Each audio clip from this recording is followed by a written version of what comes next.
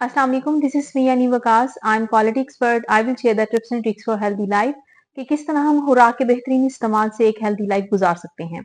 आज का मेरा टॉपिक ब्लड प्रेशर से रिलेटेड है।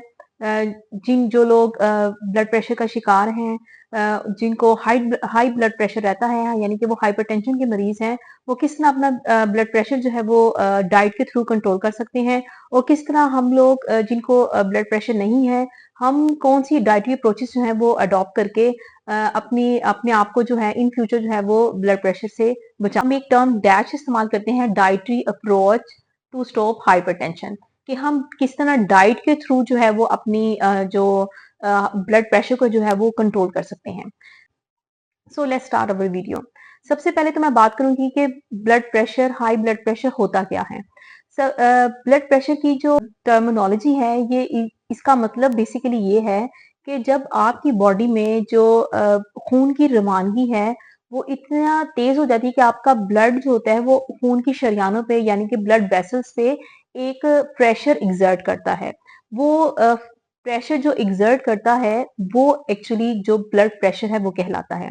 जब आपका ब्लड प्रेशर इंक्रीज होता है, आपके हार्ट को आपके हार्ट की जो नॉर्मल वर्किंग होती है उसको उस वर्किंग से ज्यादा जो है वो बीट करना पड़ता है। आपके हार्ट पे जो है वो वर्कलोड ज्यादा हो जाता है, जिसकी वजह से हम कहते हैं कि जिनका ब्लड प्रेशर ज्यादा हायर साइड पे रहता है उनमें हार्ट फेलियर, हार्ट स्ट्रोक के जो चांसेस होते हैं वो ज्यादा होते हैं। जिनका ब्लड प्रेशर ज्यादा रहता है, अल्टीमेटली उनका जो किडनी फेलियर जो होता है वो भी ज्यादा उनके चांसेस होते हैं, क्योंकि इसका डायरेक्टली बर्डन जो आ जाता है वो किडनी पर आ जाता है। सो सबसे पहले तो हम स्टार्ट करेंगे कि कौन कौन सी चीजें जो है डाइट में इंक्लूड करने से हम बीपी को जो है वो कंट्रोल कर सकते हैं, या अपने आप को ब्लड प्रेशर होने से जो है वो बचा सकते हैं। सबसे पहले मैं बात करूंगी कि वो कौन सी चीजें हैं, वो कौन से एलिमेंट्स हैं आपके खुराक के जो आपकी डाइट का हिस्सा होना जरूरी है, जिससे हम हाई ब्लड प्रेशर की तरफ से जो है वो अपने आप को बचा सकते हैं, या अपने आप को बीपी के जो मर्ज है उससे अपने आप को बचा सकते हैं। इसमें आते हैं हमारे पास कैल्शियम, पोटाशियम, मैग्नीशियम, हमारे पास ओमेगा 3 फैटी एसिड। अगर हमारी खुराक में ये चीजें शामिल होती हैं तो हम अपने आप को एक हेल्दी जो है वो लाइफ की तरफ ला सकते हैं। तो हम पहले तो ये बात करते हैं कि ये एलिमेंट्स मैंने आपको लिस्ट डाउन करवाए हैं, ये इनके सोर्सेज क्या हैं, ये हमारी बॉडी में क्या रोल प्ले करती हैं, और किस तरह ये बीपी के लिए हमारे लिए हेल्पफुल हो सकती हैं। फर्स्टली मैं बात करूंगी कैल्शियम की।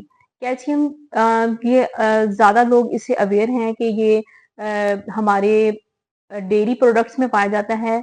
ये दूध में, दही में ये कैल्शियम के कंटेंट्स होते हैं वो ज्यादा होते हैं। अब एक्चुअली में ये क्या करता है, ये हमारे हार्ट की जो पंपिंग है इसमें हेल्पफुल होता है। ये हार्ट के मसल्स को रिलैक्स होने के लिए और कंट्रैक्ट होने के लिए ये मददगार साबित होता है। तो अल्टीमेटली ये पंपिंग में हेल्पफुल, वेसल्स को जो है वो रिलैक्स करता है, ब्लड वेसल्स को रिलैक्स करता है, तो अल्टीमेटली ब्लड फ्लो को जो है वो नॉर्मल करने में यह हेल्पफुल साबित होता है। नेक्स्ट हम बात करेंगे मैग्नीशियम की। मैग्नीशियम जो होता है ये मसल रिलैक्सेशन में बहुत हेल्पफुल होता है, हार्ट की फंक्शनिंग के लिए बहुत अहम किरदार अदा करता है। तो मैग्नीशियम जो है उनके सोर्सेस क्या हो सकते हैं, ये हमारे पास जो आलमंड्स हैं, वॉलनट्स हैं और सीड्स हैं, ये इसका बेहतरीन सोर्स होते हैं। नेक्स्ट हमारे पास आता है omega 3 fatty acid. Omega 3 fatty acid हमारी बॉडी में इन्फ्लेमेशन को कंट्रोल करता है, और अल्टीमेटली ये हमारे हार्ट की फंक्शनिंग को बेटर बनाता है, हमारी ब्लड फ्लो को जो है वो नॉर्मल करता है। और इसके बेहतरीन सोर्सेज क्या हो सकते हैं, फैटी फिश, एवोकाडो इसके बेहतरीन सोर्सेज हो सकते हैं। नेक्स्ट हमारे पास आता है पोटाशियम। पोटाशियम एक वाइटल रोल प्ले करता है बीपी को कंट्रोल करने के लिए। एक्चुअली जब हमारी बॉडी में ब्लड प्रेशर हाई होता है तो हमारी बॉडी में सोडियम की जो मिकदार होती है वो जरूरत से ज्यादा हो जाती है। वो जरूरत से जब ज्यादा होती है तो वो हार्ट की वेसल्स होती है उसको कंस्ट्रिक्ट कर देती है।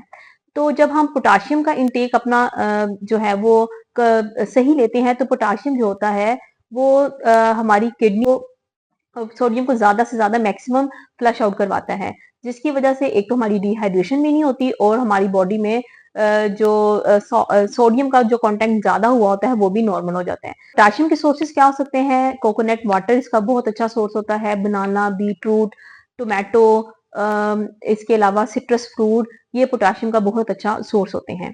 इसके अलावा कौन-कौन से फूड आपके लिए जो है वो अच्छे साबित हो सकते हैं? बनाना, मैं कहती हूँ कि जिनको बीपी है या अ, जो जिनका ब्लड प्रेशर जो है वो ज़्यादा रहता है, उनको डेली का एक बनाना ज़रूर खाना चाहिए। तो ना बहुत अच्छा सोर्स होता है कैल्शियम, मैग्नीशियम, पोटेशियम का।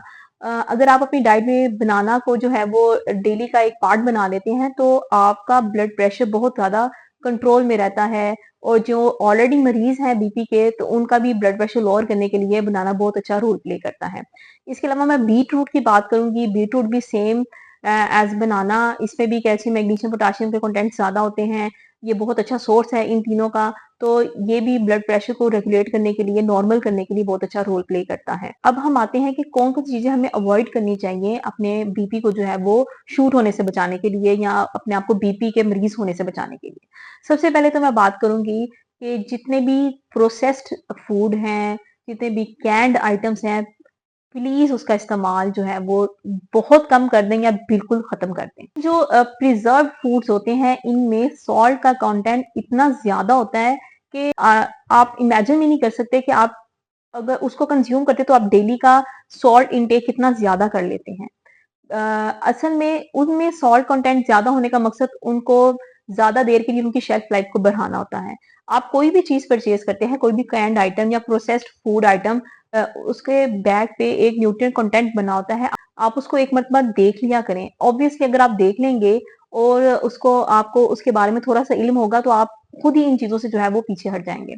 इसके अलावा जितने भी चाइनीज़ फूड होते हैं, इसमें सॉल्ट का कंटेंट बहुत ज़्यादा होता है। दिखने में, टेस्ट करने में तो ये बड़े लाइट फूड होते हैं और बड़े ईज़ी टू डाइजेस्ट होते हैं, लेकिन इनमें सॉल्ट कंटेंट, सोया सॉस, जितने भी सॉस यूज़ हो रहे थे, टोमेटो सॉस, तेराकी सॉस, इनमें सॉल्ट कंटेंट बहुत ज़्यादा होते हैं। तो आपके एक सिंगल सर्विंग में आप अपने 3-4 दिन का जो आपका सॉल्ट इंटेक हो सकता होता है, वो आप एक सर्विंग में जो है वो उसको ले जाते हैं। इसीलिए आप जो इंस्टेंट नूडल्स खा लेते हैं, इसकी सिंगल सर्विंग में 1500 एमजी आप सॉल्ट इंटेक कर रहे होते हैं, जो आपकी रिकमेंडेड सॉल्ट इंटेक है की जो डोसेज अराउंड 2300 होती है।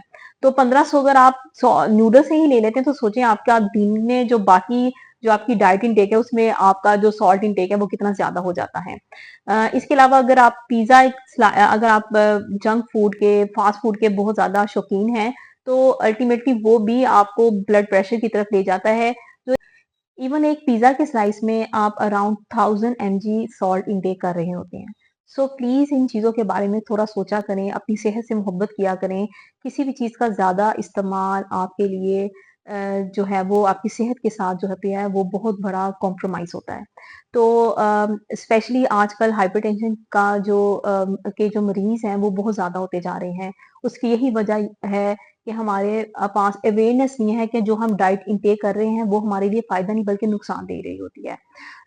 आई होप कि आपको ये वीडियो काफ़ी ज़्यादा इन्फॉर्मेटिव रही होगी। आप मेरी वीडियोज़ को शेयर कीजिएगा, और अगर कोई क्वेरी हो तो आप कमेंट कर सकते हैं। Thank you so much. अल्लाह हाफ़िज़।